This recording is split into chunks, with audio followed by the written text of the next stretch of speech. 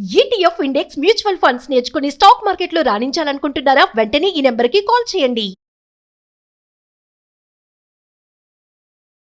నమస్తే సార్. నమస్తే ma'am. Sir 50-30-20 yeah ఈ బడ్జెట్ రూల్ అంటారు కదా సార్. అసలు అవును. దీన్ని ఎందుకు యూజ్ చేస్తారంటే?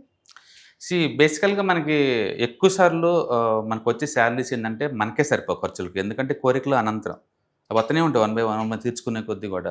మరి ఇలా వచ్చిన డబ్బులు వచ్చినట్టు ఖర్చు పెట్టారనుకోండి, రేపు 60 తర్వాత మనకి జాబ్ ఉండదు, రిటైర్మెంట్ అవుతుంది కాబట్టి. తర్వాత 30 ఇయర్స్ సర్వే అవ్వాలి కదా, ఎలా సర్వే అవుతారు?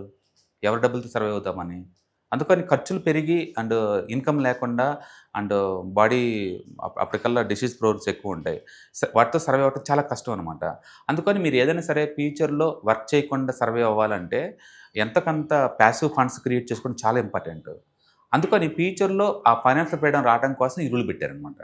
అందుకని మీకు వచ్చిన టోటల్ శాలరీని అండ్ 3 పార్ట్లు చేయాలి. First piece 50%.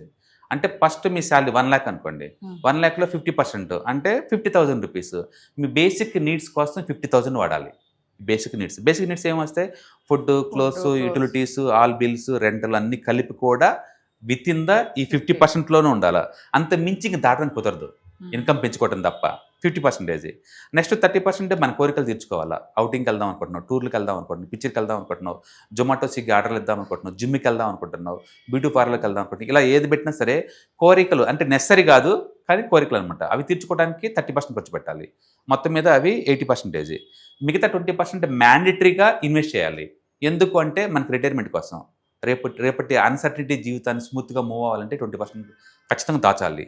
అందుకని ఆ రూల్ పెట్టారనమాట. అందుకని మీ శాలరీలో 80 పరిస్థితులను 20% అమౌంట్ని దాచుకుంటూ పోవాలి.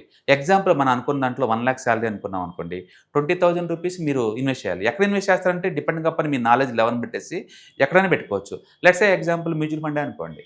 మనం ఇంతకుముందు అనుకున్నాం 15 అంటే 15% రిటర్న్స్ వచ్చే చోట మ్యూచువల్ ఫండ్లో 15 years ఇన్వెస్ట్ చేస్తే 15,000 చొప్పున మనకి అమౌంట్ 1 crore అవుతుంది. మనకి అనుకోవాలి. అలాగే ఇప్పుడు శాలరీ 1 lakh అనుకుంటున్నాం కదా, ఇప్పుడు 20% దాచాలి కదా కంపల్సరీగా. అంటే ఎవ్రీ మంత్ 20,000 దాచారనుకోండి, వాళ్ళకి 15 years కల్లా ఈజీగా ఆడుతూ పాడుతూ 1 crore తయారయ్యే ఛాన్స్ ఉంది. 1 crore వచ్చింది అనుకోండి, దాని నుంచి ప్యాసివ్ ఇన్కమ్ స్టార్ట్ అవుద్ది కదా. అప్పుడు మనం వర్క్ చేయకపోయినా కూడా మన శాలరీ ఎంత వస్తుంది కదా. అందుకని వర్క్ చేయకుండా ఫ్యూచర్లో ఫైనాన్షియల్ ఫ్రీడమ్ రావాలంటే ఫండ్ క్రియేట్ అవ్వాలి. ఫండ్ క్రియేట్ అవ్వాలంటే ఇలా రూల్ బేస్ మీద అమౌంట్ ఎంతో కొంత పెట్టాలన్నమాట. అందుకని మీరు మొహమాటం లేకుండా శాలరీ రాగానే ఫస్ట్ 20% ఇన్వెస్ట్ చేసుకోవాలి. మీ నాలెడ్జ్ని పెట్టేసి ఎక్కడ ఇన్వెస్ట్ చేసుకోవచ్చు. అంటే చాలామంది ఏంటంటే మ్యూచువల్ ఫండ్లో పెట్టండి, గోల్డ్ కొనుక్కునే, మీ ఇష్టం, ఎక్కడ పెట్టినా పర్వాలేదండి. ఇన్వెస్ట్ చేయడం ఇంపార్టెంట్, సేఫ్టీ సెక్యూరిటీ ఇంపార్టెంట్, ఎక్కువ రేట్ ఆఫ్ రిటర్న్ రావడం ఇంపార్టెంట్. అందుకని ఎక్కడైనా ఇన్వెస్ట్ చేసుకోండి. 20% మ్యాండటరీగా పెట్టండి. బట్ సిటీలో కంప్లైంట్స్ ఏమవుతాయి అంటే మాకు వచ్చే శాలరీ 50,000, వచ్చిన అమౌంట్ అంతా 50,000 దానికే పోతుంది కదా అని అంటారు. మీ లివింగ్ కాస్ట్ ఎప్పుడు కూడా మీ ఎర్నింగ్ బట్టి ఉండాలి తప్ప సొసైటీ ప్రెజర్ అయి ఉండకూడదు. మీరు 5 లక్షలు సంపాదించే వాళ్ళు పక్కన కూర్చొని ₹1,00,000 శాలరీ తోటి ఎలా సర్వే అవుదాం అనుకుంటున్నారు మీరు? వాళ్ళతో కంపేర్ చేసుకోవడం కుదరదు. అట్లా కాదు, ఎర్నింగ్స్ బట్టి మీ లివింగ్ స్టైల్ని డిజైన్ చేసుకోండి. అంత ఎర్నింగ్స్ లేకుండా పోటీ పడమకండి అవతల వాళ్ళతోటి. అందుకని మీరు ఎంత శాలరీ వచ్చినా సరే, వచ్చిన శాలరీలో 50% మాత్రమే బేసిక్ నీడ్స్, 30% మాత్రమే మీ లగ్జరియస్ నీడ్స్ అండ్ 20% మ్యాండేటరీగా సేవింగ్ పంపించాలా. అందుకని పే యువర్ సెల్ఫ్ ఫస్ట్ అంటారు దాన్ని. Pay yourself first. ఎప్పుడు 1930లోనే the richest man in Babylon అని బుక్లు రాశారు వాళ్ళు. వచ్చిన శాలరీలో ఫస్ట్ రాగానే 20% ముందు మ్యూచువల్ ఫండ్ పంపించుకోవాలి.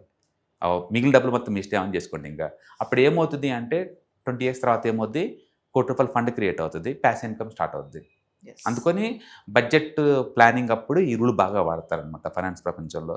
బట్ ప్రాబ్లం ఏంటంటే థియరిటికల్గా ఇవన్నీ బాగానే ఉంటాయి, ప్రాక్టికల్గా వచ్చేసరికి ఏంటవుతుందంటే ఎర్నింగ్ అంత లేకపోవచ్చు, ఇంట్లో కిడ్స్, ఓల్డ్ ఏజ్ వాళ్ళు ఎక్కువ ఉన్నారనుకోండి, ఎక్స్పెన్స్ ఎక్కువ ఉంటుంది, ఇన్కమ్ తగ్గిపోయి ఉండొచ్చు.